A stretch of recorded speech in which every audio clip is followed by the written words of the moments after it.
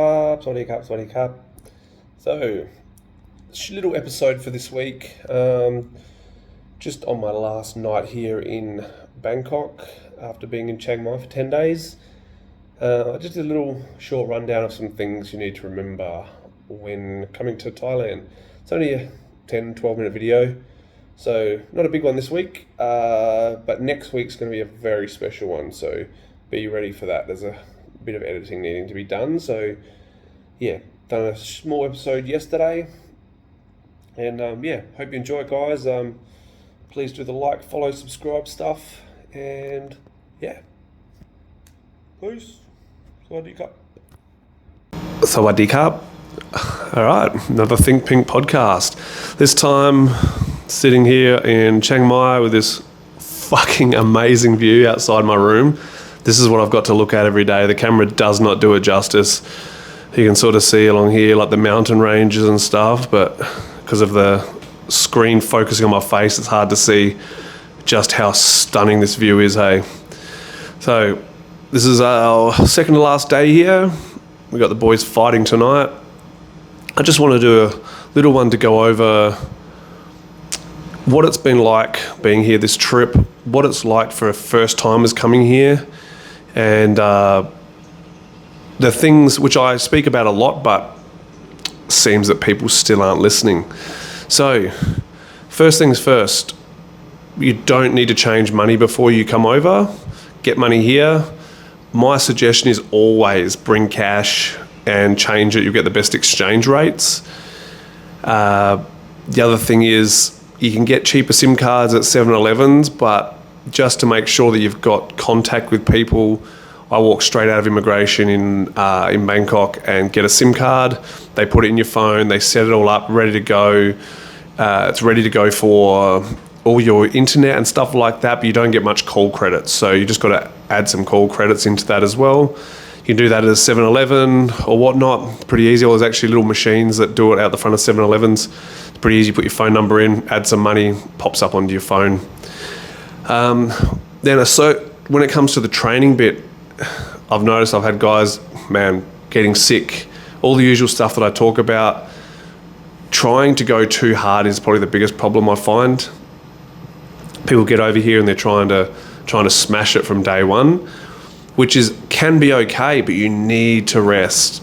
Like, most of the boys have been coming back, they go get their breakfast, they have a shower, they go to bed, they sleep during the day, get up, have lunch, go to training. Whether they sleep after lunch or before lunch, totally up to them, but the more rest you can get during the day, the better off you're going to be. The afternoon sessions are a lot harder, and that depends on what gym you go to, how hard it gets in the afternoons. But I've been noticing the guys, like, we got one, he's got a bit of a staph infection in his shin and it just hasn't gone away, so unfortunately he won't be able to fight tonight. We're chucking someone else in his place. Another guy got sick, just like run down, burnt out, sort of sick, and some sort of, maybe it was a respiratory infection, he had a fever and stuff. But the other thing is, get off your fucking phones, guys. You're coming over to Thailand. Man, if you can just sit there in your room and look out the window and have a look at that view, and that should be enough. I don't think you need to be sitting there on your phone all day, all night. When it comes bedtime, go to fucking bed. Put your phone away, put it on airplane mode and go to bed. You need to make sure you're resting. It's the biggest problem I find. Not enough rest, and your immune system goes to shit because of how hard you're training. So if you're resting enough, you're just going to get lean, you're going to be dropping weight, everything's going to be going good for you. But the minute you're not resting enough is the minute it all goes to shit. The other problem is what you're putting in your body. So many options over here for food. There's a lot of shit, but you can find good stuff too. Simple things like chicken and rice and all that, they're everywhere. And if that's your choice, man, you're better off choosing that than having something like Macca's because it was convenient. Don't eat how you feel like eating. Eat what you need to eat. It's very different. Like at home, I say most of the time you should be sticking to healthy food anyway. If you have to break your habit once a week to go and have something that you're used to having back in the day or before you became a fighter, then cool. But you can't be smashing it all the time and expect your body to be recovering. There's also things like it's called brand. It's like chicken essence in a little jar. They're good to have before training for a little bit more extra energy. You need to be drinking lots of water. Like the guys that, you see some people, they're trying to drink like a litre and a half, 2 litres a day, and it ain't enough. The minimum you should be drinking, man, I'm not even training. I've held pads one day and I've clinched a little bit and I've sparred a little bit, and I think still every day I'm having 4 to 5 litres of water. Then you need to be having salt in your water or electrolytes or both, because your body's just not going to store it. You're sweating out so much salt that you need to replace it, and you end up cramping and you end up getting sick as well. Biggest things with the training: the rest, hydration, and fueling your body right. Get those 3 things down pat and you should be fine. Every now and then everyone gets sick, but that should cover all bases with that, which means you'll get a fulfilled trip. The other thing is trying to fit in over here as far as being respectful and stuff.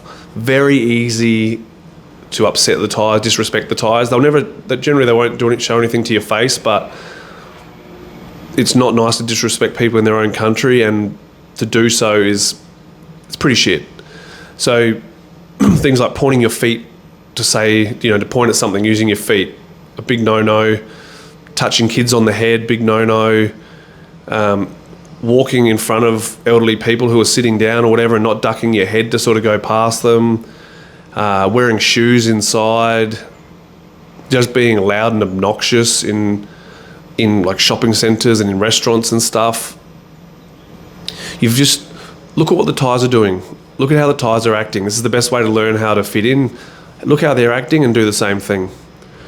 It's not our country, so if they're the ones deciding to fuck up, let them go for it. It's not our place to do so. The amount of people who are racist about people who come to Australia and, they're like, oh, fucking, they don't this and they're that. Man, that's their culture. Now you know like how it looks when you come over here and act like an Aussie. You come to Thailand, you act like an Aussie. You're no different to, the different nationalities that people complain about in Australia for coming to Australia and acting like their own people. Good little thought process to have in relation to that one. Just know that, okay, it doesn't look good when other people do it in our country, so don't go against what they do. Look at them, see how they hold themselves, and go with that. The other one is trainers. You walk into the gym, you make sure you like Sawadee, all the trainers, acknowledge everyone before you start anything, and before you leave, you make sure you say Kopun Kap, Sawadee Kap, saying thank you and goodbye, and making sure that everyone's happy. As for if you need sessions off of training and stuff, like some gyms won't tolerate it, but good, more modern style gyms, like, man, for instance, Crewman Op Gym, all you need to do is let him know you can't come in, and he's like, cool, no worries.